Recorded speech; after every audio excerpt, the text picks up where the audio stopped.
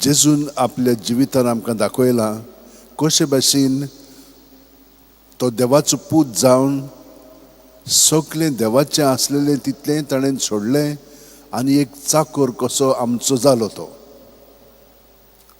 आतां तो भोंवता आसतना ताचे कडेन कांयच नासलेलें, सगळें आपलें सोडून तांगेरूय चड कांय नासलेल्यो वस्तू गरीबसाणीन तो जियेतालो. म्हणजे हिंचेच वस्तूक तो चिटकोन रावन आसतना जाय पळय तें देव ताका दितालो आनी देव ताचे सगळे जांकां हाडूंक जाय त्यो बायलो पर्यंत आपल्या दुडवांनी जें तांकां खावंक पिवंक जाय तें दिताली.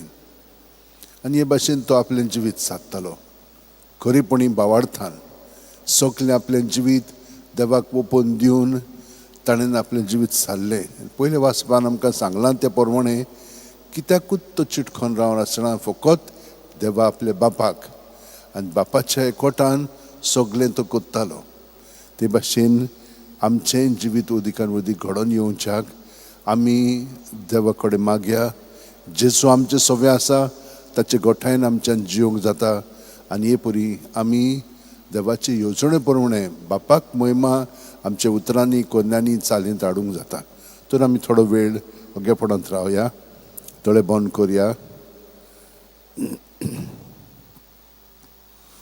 जें आमचे कडेन आसा तें आमकां पुरो. जेजू तूं आमचें सगळें आसाय आनी तूं आमकां धीर आनी आदार दिताय, गोठाय दिताय. आमचें जिवीत तुज्या एकवटान जियोवच्याक आमी आतां तें तुकाच भेटयता, ओपून दिता आनी तूं आमकां अदिकान अदीक तुजे सारको कर. आमेन.